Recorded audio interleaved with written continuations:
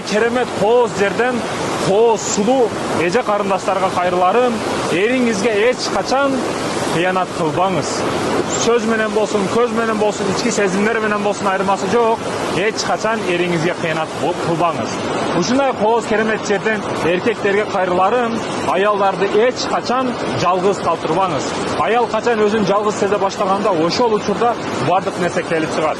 Ал внимание болсун, ал сөз менен болсун, ал көз караш менен болсун, айтор ар дайым аны ар дайым эркектин коргоосунда, колдоосунда болуш керек. Эгер коргоосунда, колдоосунда болсо, ал эч качан жалгыз калбайт. Жалгыз калды дегени ал көз менен, ой менен ойлору бузула баштады деген маанага келет. Эч качан аялыңызды жалгыз калтырбаңыз, аялдар эч качан кыянат кылбаңыз, жалгыз калбаңыз. Аллах берген 3 нерсеге маани бер. Биринчиси рызкы. Рызкыңдын жообун сөзсүз түрдө эртең акыретте сураласың. Рызкы тынымсыз келет. Экинчиси өлүмгө маани бер. Өлүм сени артыңдан ар дайым кууп жүрөт. Бир күн бардыгыбыз байбы кедейби, ал акчаң барбы жокпу айырмасы жок, бардыгыбыз өлөбүз. Бул экинчи маселе. Үчүнчү маселе, сен оңолушуң бул өзүңө байланыштуу. Сени өкмөт, сени акимият, сени президент, сени ата энең оңдоп кое албайт. Жашооңду өзгөртүүнү кааласаң, азыр өзүң өзгөр. Машалла. Куддум мына табият эч кимге айтпастан өз өзгөргөнү сыяктуу, сен дагы өзгөр мекендешим. Мына карасаңыздар, табиятты Аллах жараткан табият. Сонуна Сами дагы өзү дагы өтө таң калып атат. Машалла, мынайны көрө элекмин деп атат. Өзү бул мен менен жүрө берип жете атасыз көрбөгөн жерлерди көрүп атат да. Мына тамырларды карасаңыздар, машалла. Аллаху акбар. Куддум жомокту ичиге түшүп калгандайсың да. Табиятты карасаңыздар, мына арчаларды карасаңыз, мына жолдорду карасаңыз, мужиза да бул, мужизадан башка эч нерсе эмес. Бул жакта дария, ылдыйыбызда дария бар, чоң дария бар. Машалла. Аллахтын мужизасы бул.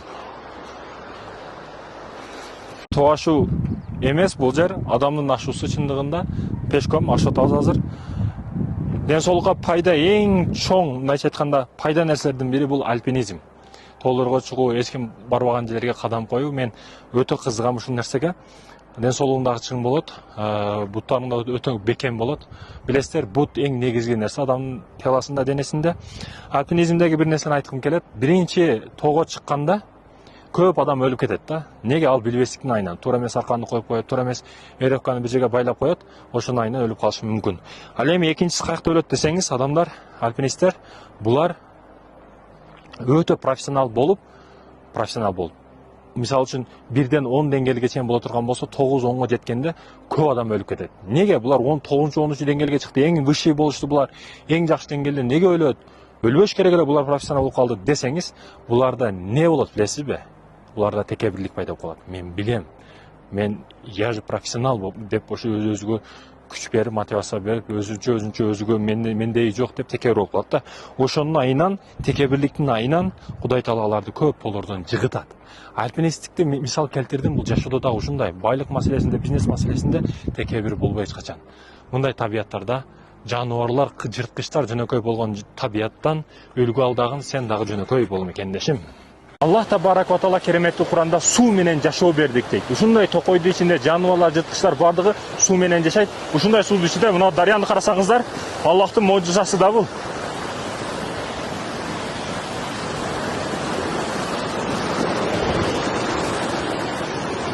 Бул жак Аллахтын можизасы, мына карасаңыздар.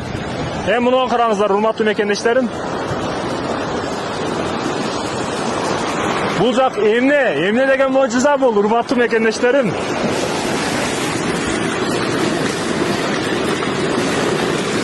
Машалла, Аллаху акбар. Мындай табият болгон эмес. Сөз жок. Машалла. Токойду ичиде аюу кубалап калса эмне кылыш керек? Мисалы ушундай токойду ичидесиз, кетип атасыз, бул жактан аюу чуркап калды. Аюусу энеси көбүрөөк коркунучта болот экен да. Кокус баласы көрүп калсаң да кичинекей экенде тоготпой коюң, чуркап алууга барып болбоң. Энеси жакын эле тегеректе жүргөн болот экен да. Азыр ушул байыны түшүнгөн адамдар айтышып атат. Аюу келгенде башка жол жок. Дарыга чыксаң дарыга чыгат дейт. Качсаң баары жете алат дейт. Суга түшсөң суга дагы түшөт. Аюу ушундай профессионал экен да.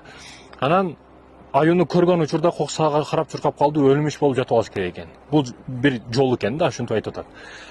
Өлмүш болуп жатып алгандан кийин көп жатыш керек дейт. Аю келип жыттайт, андай кылат, мындай кылат, жыттап кетип калгандан кийин дагы 2 саат 3 саат жата бериш керек дейт. Неге десеңиз, ал ушундай акылдуу экен дагы алысыраак барып дагы карап турат экен да, баягы туруп кетсе же кыймылдап кетсе дагы карай чуркап келип тырнактары менен оюп өлтүрүп салышы мүмкүн экен да, чындап. Мына токойлорду карасаңыз, мына жерлерди карасаңыз, аю эмес, аюдан башка бардык нерсе бар бу жерде. Ошондуктан маани бериңиздер. Азыр инструктор айткан эрежелерди айтып койдум, аюдан качыш эрежелерин.